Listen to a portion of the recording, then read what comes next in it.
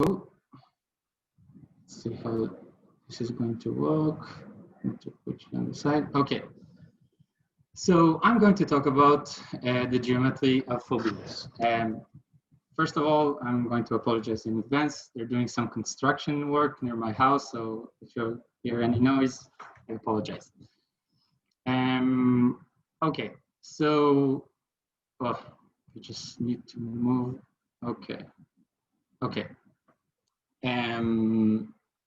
So just so everybody on the same page will be on the same page, I'm sure that this is something that everybody has seen at one point or another.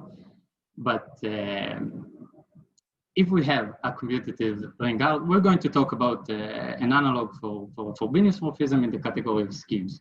So just so we'll be on the same page, let's begin by recalling what is Frobenius morphism.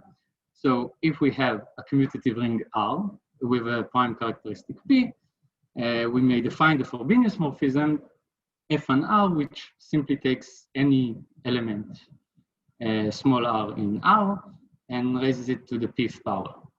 Now, in the case that R is actually of characteristic P, it's an easy exercise to show that F is indeed a ring homomorphism. And moreover, it's an endomorphism of the identity functors on the category of commutative FP algebra. So basically, every time that I have a morphism like so, from R to S, then I get a commutative square. And this follows immediately from the definition of homomorphism between rings. So going with the Frobenius morphism of R and then applying F is the same thing as applying F and then applying the Frobenius morphism on S. Okay, so now we would like to have, as I said before, a similar notion in the category of schemes. And the first thing we need to do is actually restrict ourselves in the same way that not all rings admit a Frobenius endomorphism, not all schemes admit a Frobenius morphism. So what we're going to do is we're going to restrict ourselves to the subcategory of schemes which do admit. And that leads us to the following definition. If we have a prime power P, we're going to say that X is of characteristic P if P times the structure shift is 0. Or in other words, for any open set U of X, we have that OX of U is an FP algebra. Now, the last definition is actually equivalent to saying that that X is of characteristic P if we're taking X and we look at the unique morphism that we have from X to spec Z, it factors through spec FP. So basically, saying that a scheme is of characteristic P is the same thing as saying that it's a scheme over spec FP. Okay, so how should we approach this problem? Well, the first thing we can do is actually restrict ourselves further and look at only the subcategory of affine schemes over FP. And that way, if we want some sort of a notion which will recapture the notion of being a Frobenius in schemes. So if, for example, we're going to take X to be the spec of some commutative FP algebra, then we have an obvious candidate for Frobenius morphism, which is simply taking the induced map of the regular Frobenius morphism that we have on R. As I said, R is an FP algebra, thus it admits a Frobenius endomorphism. We can take the induced endomorphism on the affine scheme, and then we get a map between affine schemes. And now what we can do is, if we have a general scheme over FP, we can cover it by affines spec of AI, where each AI is an FP algebra. And since each AI is an FP algebra, each one of those admit a Frobenius endomorphism, the same as we did here. And by using the naturality of the Frobenius, in this case in the category of FP algebra, if we have B, which is an affine open subset of U, then the Frobenius morphism on U, when we restrict it to V, is the same thing as the Frobenius morphism on V. Now, as a consequence, we can glue those Frobenius morphisms together, and we get an endomorphism of X. Okay, so any questions so far? Yes, no, continue. Anybody can hear me? Everybody can hear me? It's great. No? We can hear you, and it's great, and we are understanding everything. Thank you. Okay, so this leads us to the first actual definition of the day.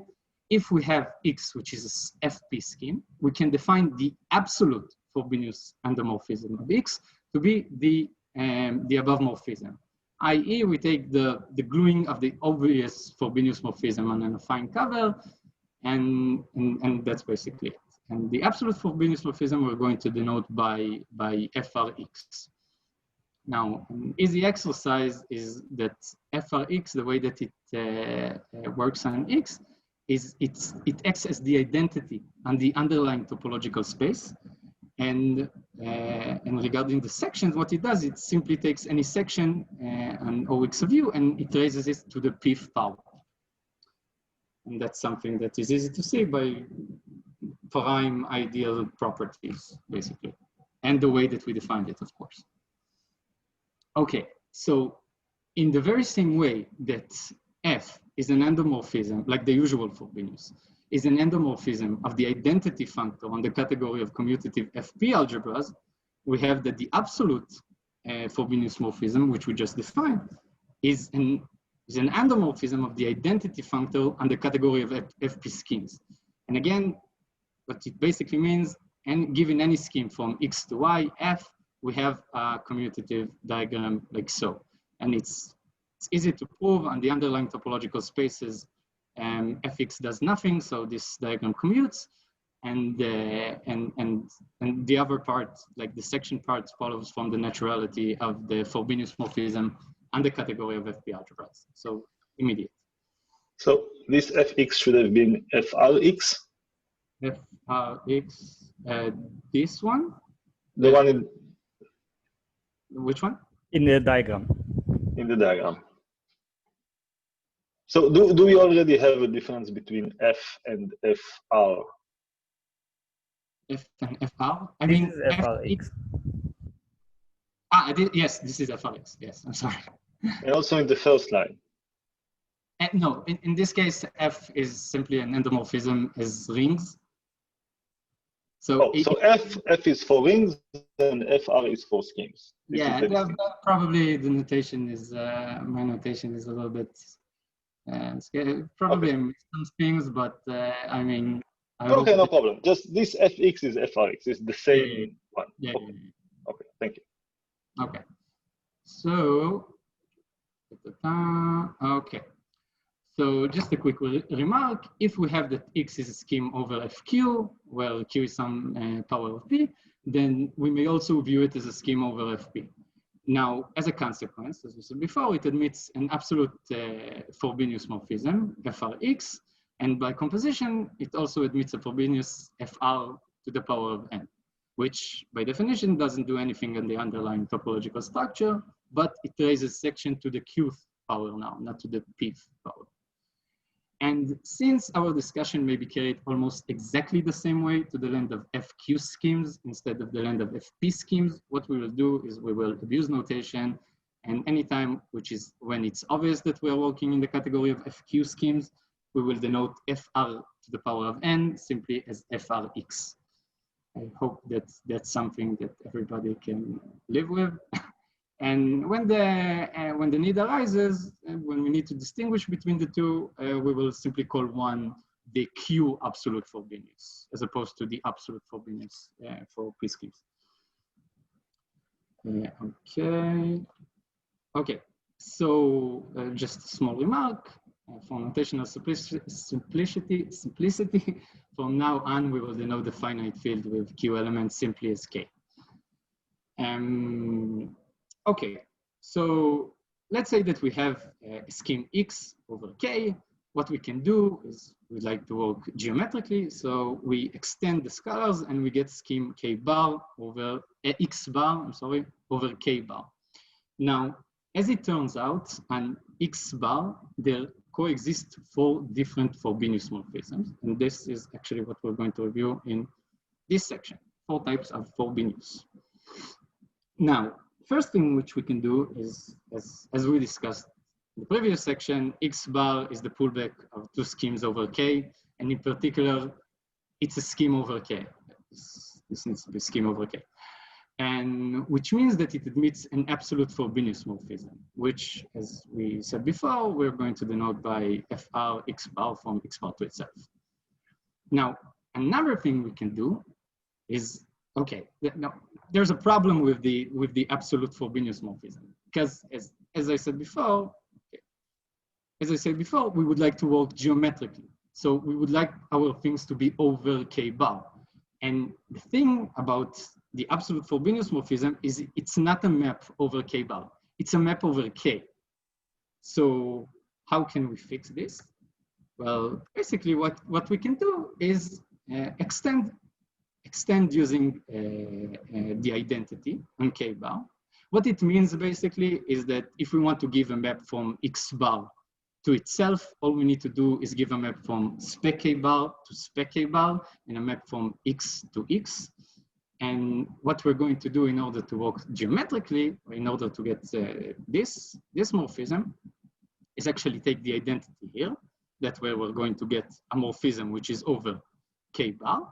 And we're going to extend it, we're going to base change it using the absolute morphism on X. And that's basically what this diagram shows. Now, this relative version, we're going to call this corresponding map the relative Frobenius. In some places I've seen that they call it a Frobenius twist, but in the reference which I worked with, they call it a relative Frobenius. So this is how we're going to call it. We're going to call it relative Frobenius. And again, notice that it's a geometric morphism in the sense that it's a morphism over spec K bar. Now, one thing that we can see is that this relative version, it corresponds to raising coordinates. And that's something that we can see in the following example. If we take E to be following elliptic curve, the fact that it's an elliptic curve doesn't change anything. But by definition, what we have is, if we look at the, again, this needs to be E over here. We have the E is now like X or X bar. It's like over K, right? Over K, yes. Okay. It's okay. It's this subset. It's the spec of this one over K. Okay. So by definition, we have that the absolute Frobenius morphism and E, it's a spec of a ring, and basically it's the corresponding map of the usual Frobenius rings, which I probably should have denoted by F, though script, and then big R, but that's what I did by accident. And what it does, it takes any function on this field and it raises it to the qth power. Now, on the other hand, the relative Frobenius morphism, what it does is by looking at the induced map on the rings, but simply by definition, which is K bar tensored over K with this ring to itself. And what it does to any element here, we can look at, in particular, if we look at X minus A, we can decompose it to E O times X minus A O times Y.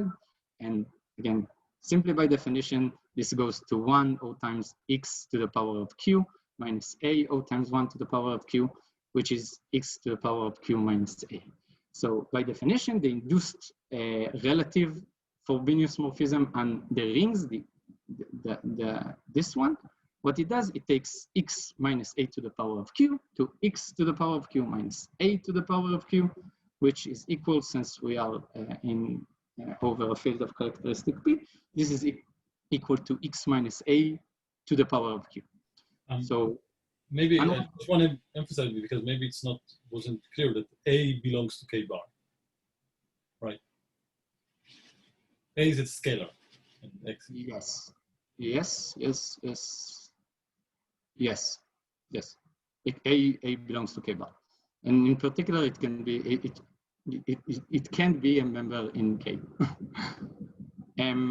Okay. So again, so what you're saying essentially is that this will also operate on the scalars, and the absolute Frobenius will only operate on yeah. We'll fix the scalars and operate on the variables. No, the opposite. The opposite. The absolute Frobenius acts on everything, and the relative Frobenius doesn't act on the scalars. Yeah. Okay. Yeah. Sorry, you're right. Because here I'm transforming the variables. Yeah, that's what I meant. Okay. Yes. Yes. So if we turn to work in affine coordinates, what we see, we can actually see that the pre-image of the prime ideal x minus a, comma y minus b is simply x minus a to the power of q, comma y minus b to the power of q. And again, in affine coordinates, what that means is that the relative version takes a comma b to the cubed power of a, comma the cubed power of b. Okay. So, but we can do another thing. Now, what we did before is we took the base change. We took the absolute Frobenius morphism and x to itself, and we base change by the identity. That's what we did before in the relative version.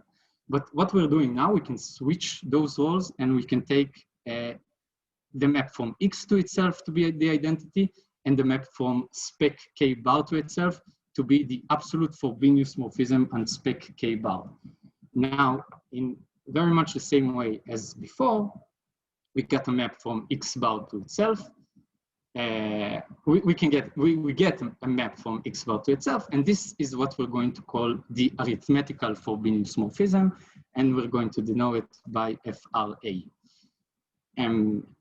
So just making sure, this is a map over x, but not over spec k bar. Exactly. Now, okay, so using the same example as before, again, unwinding the definitions, we have that A, if we look at the corresponding ring, we have that A O times f of x comma y, just a function in here. And this goes to a to the power of q O times f, O times f. We didn't touch f. And in particular, x minus a goes to x minus a to the power of q, and thus x minus a to the power of 1 over q goes to x minus a. And what we can see once we move to affine coordinates is that the arithmetic version, what it does, it takes the qth root and the elements, and a and b. So the arithmetic version and a comma b goes to a in the power of takes the qth root of a, comma the qth root of b. Okay, but like the absolute version acts both on x and a, and the arithmetic acts only on the a, and the relative acts only on the x. Exactly. Okay, so as I pointed out, we said that we would like to work geometrically. Okay, we base changed a map from x to a map over k to a map over k bar in order to get something which is geometric. So one might think why we should even care about the arithmetic version in this scenario. I mean, if we want to work geometrically. So the thing about the absolute Frobenius morphism and spec k bar, I was being a little bit misleading when I called it the absolute Frobenius morphism and spec k bar, because it has another role. It has another role. It plays two roles in this example. And on one hand, its first role is basically as we have that the absolute Frobenius morphism is an endomorphism of the identity functor of k schemes, and as we said, in particular, spec of k bar is a map over spec k, and thus it admits absolute Frobenius morphism, and this is how I called it. But this map, it actually comes from another place. We can view it as the generator of the Galois group of k bar over k. Now, why should we even care? Because in the same sense, group of k bar over k gives us the send data for moving from sheaves over k bar to sheaves over k, and that's something that I think we've seen yesterday in Guy's talk. Then the base change of this group, the base change of this Galois group can give us the same descent data for moving from sheaves over x bar to sheaves over x. So this is why this is interesting. So, okay. But before we introduce the last type of Frobenius for the day, I want to show you how the free morphism we just introduced are related to one another. I.e., we have the absolute Frobenius morphism, the first one that we defined, the relative, which is base changing by the absolute morphism and X, and the arithmetic, which is base changing by the Galois generator and spec K bar. So this follows, this relationship between the three is encapsulated in the following proposition. We have, in the following proposition, we have the decomposition of the relative Frobenius and the arithmetic Frobenius. They commute with one another. And once we compose it, both of them are equal to the absolute Frobenius morphism and X bar. Okay. So the proof basically follows from functoriality of the base change. We have that the relative Frobenius composed with the arithmetic Frobenius is this map by definition. Using factoriality, we get the absolute Frobenius times the absolute Frobenius over K. Now we can rearrange those parts and then get the arithmetic Frobenius composed with the relative Frobenius. But so the only thing that we need to show is that this map is actually the absolute Frobenius. But by definition, we know that this map is the unique diagonal map which makes this thing commutes. And thus, but we already know of a map which makes this entire thing commute, right? Because here we took the absolute.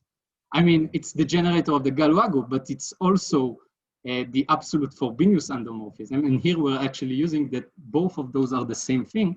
We have that this is the absolute Frobenius morphism on K bar, and we know that the absolute Frobenius morphism on X bar makes this commute as being an endomorphism of the identity functor. And same thing goes to here. We know that this thing makes that the absolute Frobenius morphism make this commutes, and thus we know that this equals this. And we are done. I just want to point out, if I may, that this kind of argument works in complete categorical generality. So schemes over spec K is just a category. And this category has a natural endomorphism of the identity functor. Now this base change is just the categorical product. So if you have two objects in a category, A and B, you can further form their categorical product A times B. Now, if you have a natural endomorphism of the identity, you can either act on the first coordinate, or just the second coordinate, or both coordinates, which is the composition of the two in either order. And this is a general categorical statement that natural endomorphism of the identity, the way it acts on a categorical product is by acting on each of the coordinates, which is proved using the universal property of the categorical product, just like in this diagram. Exactly. Only here we also use the fact that the Galois generator and these endomorphisms are the same thing. I mean, I did say that we're going to take that we may view this as an endomorphism as the absolute Frobenius morphism, but basically what we should do is think of it as the generator of the Galois group. So this is the special thing that happens, I mean, in characteristic P, in this case. And that's basically it. But yes, everything you said is of course, is correct. Okay, so the fourth type of Frobenius morphism which we're going to introduce is the geometrical Frobenius morphism. Now, how do we generate the geometric Frobenius morphism? As I said before, all we need to do in order to give us a map from X bar to itself is we need to give a map from K bar to itself, and we need to give a map from X to itself. So in this, very similarly to the case of the arithmetic Frobenius, we took here the identity. Here we're going to take instead, and in the arithmetic Frobenius here we took the Galois generator.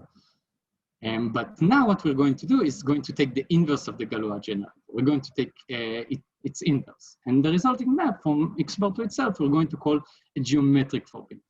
So just notice, that's probably an important remark, which doesn't appear. Okay, but the geometric Frobenius is not a geometric in the sense that being a map over K bar. This is not a map over K bar. Okay, So you might be wondering, why do we call it geometric Frobenius? And that's something you need to be patient about, because we're going to deal with it later, like very shortly. Okay, so we have the same example as before, and decomposing unaffine coordinates, we have the following. Okay? Basically the same thing, nothing new here. Okay, and here's the remark. And this is not a geometric morphism in the sense of being a morphism over K-bar. Okay, so just a quick recap. We have 4 types of Frobenius on X bar. The first thing, okay, and here it should be X bar, X bar.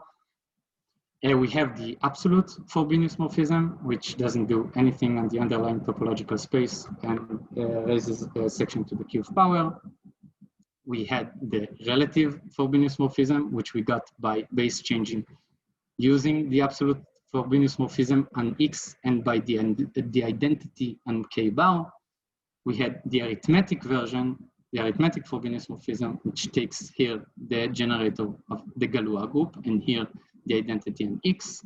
And we had the geometric Frobenius, and just a quick remark, which I'm not sure that I said, the geometric Frobenius is the inverse of the arithmetic Frobenius. And this follows exactly from definition. Here we take the ID, here we take the inverse of this map, we compose them, we get the identity and X bar. Okay, so why do we need all those Frobenius map? Then what we're really interested with is an action on cohomology. So observing what we have, and this is actually a very important fact regarding the absolute Frobenius morphism, is anytime when we base change a natal open set, U over X, and we base change it using the absolute Frobenius morphism, and we're getting a natal open map over X. And what we can do is we can give 2 maps to X and to U. Here, we're going to use again the naturality of the Frobenius endomorphism on the category of K-schemes. And we're going to get a commuting square like so, going from here and then using the Atal map and going here and using the absolute Frobenius results in a commutative square. And thus we get a unique arrow between U and the inverse image of U under the absolute Frobenius morphism. And this morphism we're going to denote by FU over X. And what's so special in the case where this thing we can take the inverse image and get a natal open map over X anytime that we have a map between X to itself. But here, what's so special about this case is once we take the absolute Frobenius morphism, we have that the map FU over X is actually in isomorphism. So, and it's a canonical isomorphism between U and the pullback. So in other words, we have that this thing, every time that U to X is a natal map, we have that this is a pullback diagram. Now, why does it help us? I'm not sure if we covered it yesterday, but recall that anytime that we have a morphism between schemes, we have it induces our continuous maps on the sites, on the Atal site of X to the Atal site of Y, which is basically, it's by definition, it's a functor in the other direction, and it's obtained by base changing the Atal open here to an Atal open here, same as I said before. And this gives us a map from the Atal site of Y to the Atal site of X. Now, based on what I just said in the following, in the previous part, we have that if we are going to take, instead of Y, we're going to take X, and instead F, we're going to take the absolute Frobenius morphism. We have that the continuous map that the absolute Frobenius morphism induces on the site is actually naturally equivalent to the identity. And that's exactly what it meant. We take an affine, we take an Atal map over X, we base change it by the absolute Frobenius morphism, and we get the same Atal open set. So basically, the absolute Frobenius is blind to the topological I mean to topological data in the sense that it doesn't change the open sets once we base change using the absolute Frobenius. Now, as a consequence, we have, as I said, FR, the absolute Frobenius morphism, induces the identity and the category of sheaves over X. We have that the sites are equivalent, and since the sites are equivalent, then the category of sheaves over X is equivalent to the category of sheaves over X by using the absolute Frobenius. And in particular, we have that for any étal sheaf F over X, both FR upper star F and FR lower star F are canonically isomorphic to F. Okay, but now— I have kind of a question. Yes. When you are talking about the lower star and upper star, it's in the non-ring scenario, right? So it's like I'm not sure what the ring scenario means, but anytime that you have a map between sites, you get a I mean, map. like if you have a morphism of schemes, then F left, like F upper star of the sheaf, it's not. You don't take into account the structure sheaf here at all. You only can— Okay. It's sheaves of sets. It's like the most basic thing. Okay. Yeah, that's what I wanted to make sure. Okay, so just a second. Sorry. Okay, but now we recall that we already showed that the composition of the arithmetic Frobenius together with the relative Frobenius results with the absolute Frobenius. But now we know the extra fact that the absolute Frobenius induces the identity and the category and the Ater sites. So what does it mean? It means that if we look, we have the following commutative diagram. We can look at the Ater site and X bar, and we can move from the Ater site and X bar to the Ater site and X bar by using the arithmetic version, the arithmetic Frobenius, or by using the relative Frobenius, And by functoriality and by the fact that this composition is the absolute Frobenius, and since we already know that the absolute Frobenius is the identity on the Ater site, we know that if we compose this with this, or on the other way around, we get the identity on the Ater site. Now, what this tells us is that the relative version is an homeomorphism on the Ater site of X bar, and its inverse is the arithmetic version. The thing is that we already know of the relative or the geometric. No, here. Okay, so that's the part. It's a little bit confusing, but the relative is geometric in the sense of being a morphism over K bar. But as we've seen, once we compose the relative with the arithmetic. Yeah, the Frobenius, the arithmetic and geometric compose to the identity, not at the absolute. Right? Exactly. Okay. But once we look at the Ater sites, we have the identity of the sites. Thanks. Okay, and this exactly is the thing that I was getting at. We already know of an inverse for the arithmetic Frobenius. It's the geometric Frobenius. So by definition, we have that the geometric Frobenius is the inverse of the arithmetic Frobenius. And all in all, what we get is that the geometric action and the relative action, which is geometric in the sense of being over K bar, induces the same continuous map between the sites and the Ater site of X bar. And this correspondence, which I needed to denote with a different letter, I'm sorry, is called the geometrical Frobenius correspondence on X bar. And this is something which other people who are going to give lectures probably going to need today. In particular, from the above map, we have that for any sheaf F and X bar, there is a canonical isomorphism, which is given, and this we're going to denote by phi, from the geometric Frobenius upper star of F to F. This is extra data though. Yes. Any sheaf on X, when you base change it to X bar, you get this thing. But a priori, there's no map. It's not true that any sheaf on X bar has such a canonical isomorphism. Why? You meant every sheaf that comes from X or something? Yes. Yeah. Exactly. Everything that comes from X is this one. Exactly. Yes. Or in other words, FRG, the geometric Frobenius, acts on sheaves, but if you come from a sheaf on X, then this action kind of trivializes. So you get an isomorphism between the like the action of the Frobenius and the original sheaf, and this is this map. The geometric Frobenius acts on the category of sheaves, but it doesn't act on an individual sheaf necessarily. Exactly. Okay. Sorry about that.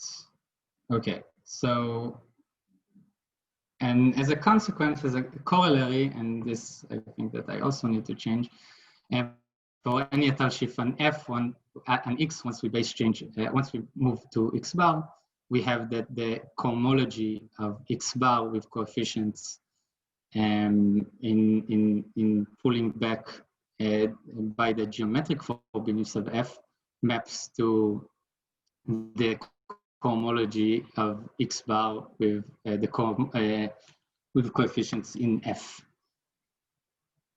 And just to sum up, just a quick recap of what we did here. 1 second before you're doing a quick recap. So there's still some confusion about if you can go back with the isomorphism between maybe F let's and do the recap, the last slide, I guess, and then we go back to the action. Okay. Just to have the questions in the end. Okay, so let's say that we're starting with scheme X over K, and let's say that we want to say something about the cohomology of the Untitled topos of X. Now, the problem is that X is not necessarily a scheme over K bar, and thus we can't work geometrically, which is something that we like.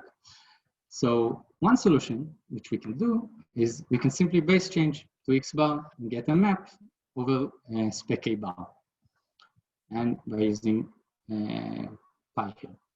So given a sheaf F and X, we can pull back using the projection and get a sheaf which is pi upper star F over X bar together with an action of the arithmetic Frobenius. Same as we discussed before.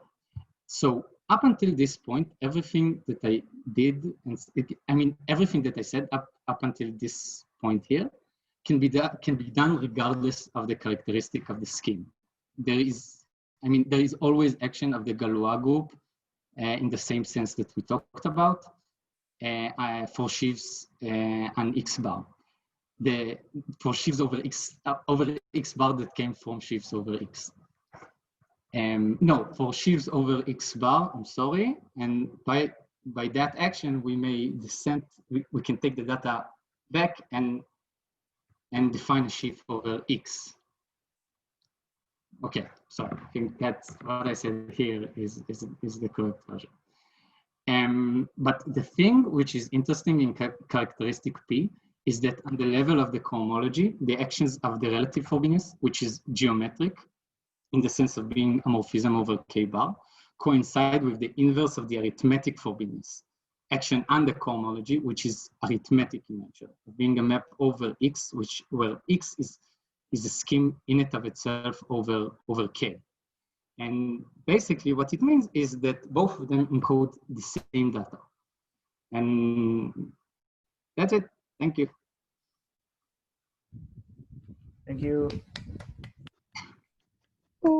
I think it's a good time to go back to the action on base changed sheaves. So yes. So I think it's a good idea to explain this, like pinpoint this thing. Yeah. Like here, this part.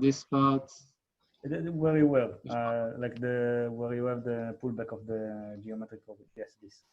Explain where phi comes from. So you can answer this, or anyone else can. And it looks like Leo wants to say something.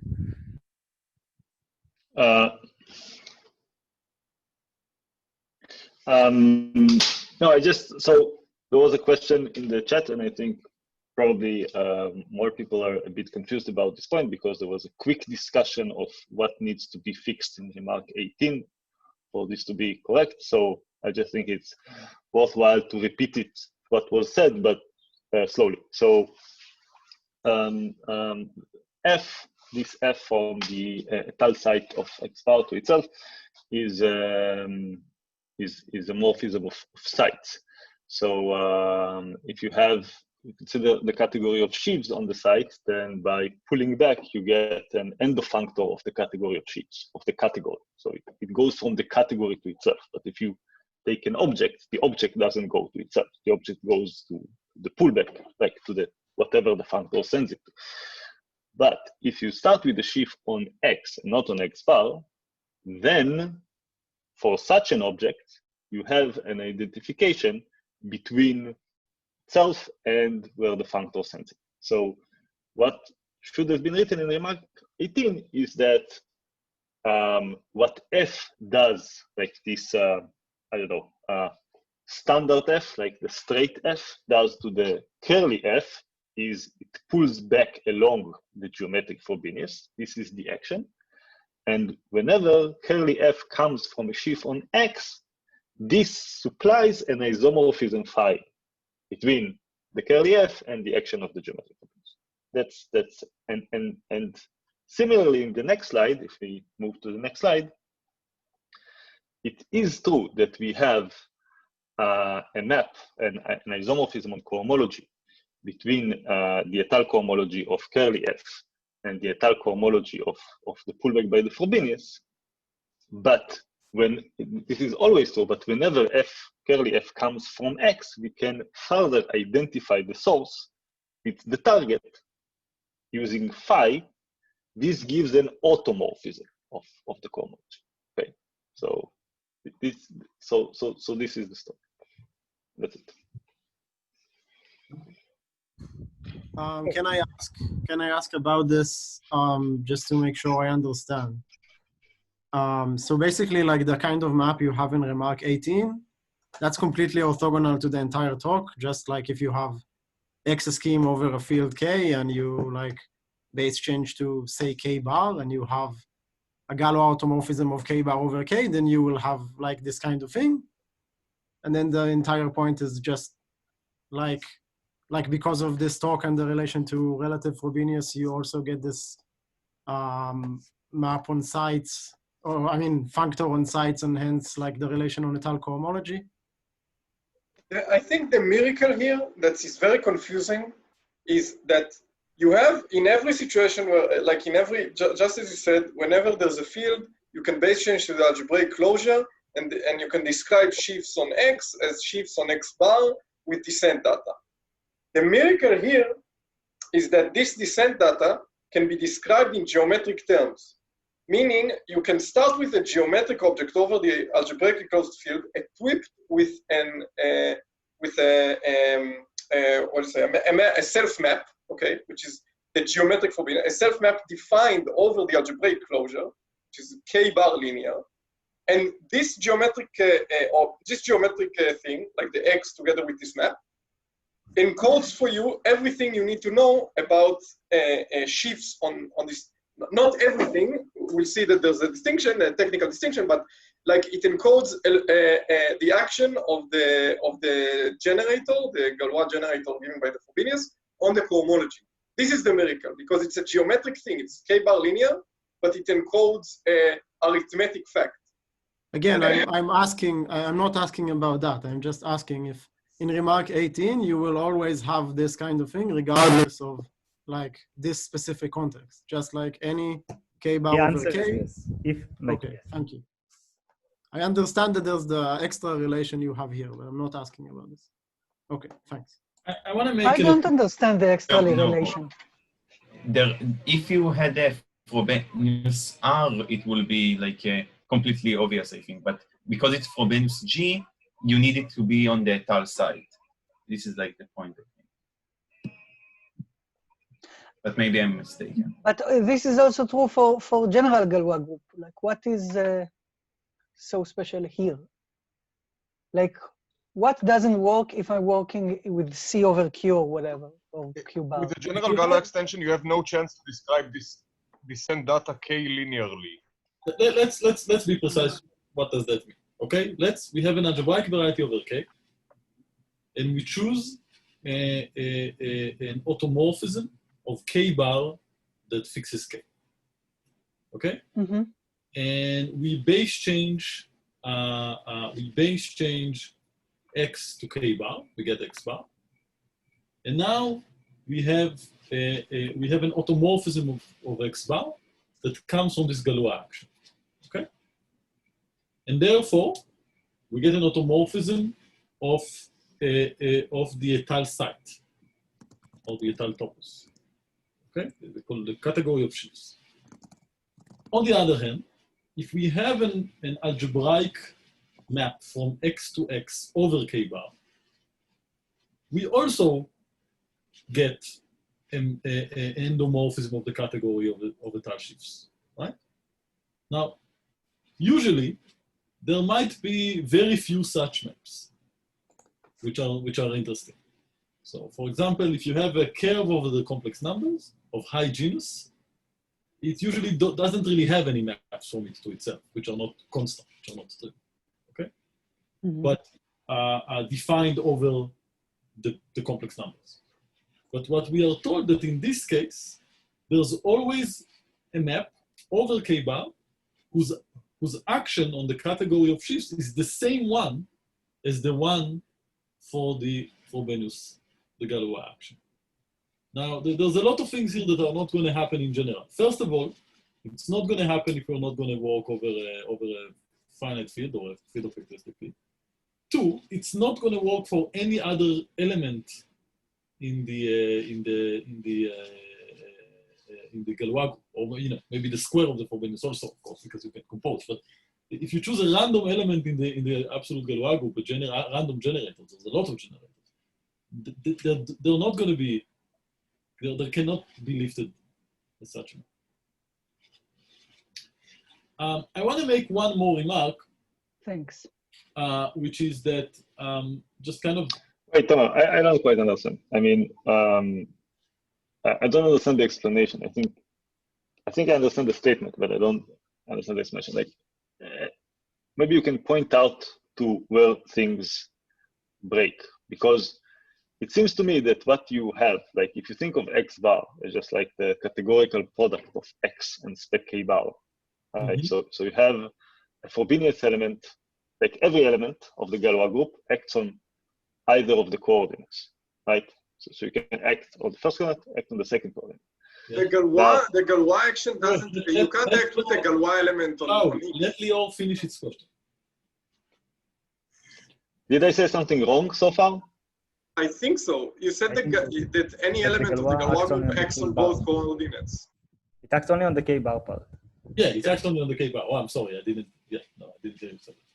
I think what everyone is trying to say that we have a cheat here, which is that the fact that the Frobenius can also be described by like taking powers of P, which is very simple and it tends to be natural, which does not happen everywhere else in any other Galois group in the world. And this is like the...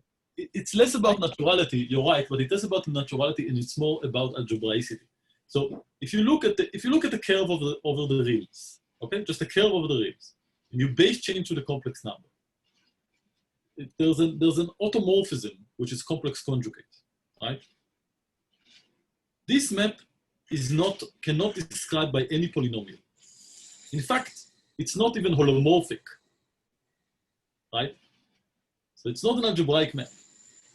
But if you look at the points over the algebraic closure of a curve over a finite field, and you're looking at applying the Frobenius, what it takes to a point, it takes it to the p-th power. That is a polynomial. That is all what's going on here. It's just the observation that it's a special automorphism that acts like a polynomial. Now, okay, so it's almost true that it's not the only thing that goes on here. The second thing that goes on here, that this observation on points is robust enough to work on the étale side, which is not obvious, right? Because what I said about points is kind of discrete. I said that there's a polynomial that represents the action of points, which the same as the Galois action behaves. Okay, that's nice, but of course, an algebraic variety is more than its collection of points. But it turns out that it's also true on the level of the étale side. Those two actions coincide on the level of the étale side. Great, thanks for this remark. This is really helpful. I think it's time to thank Segev again and finish the talk.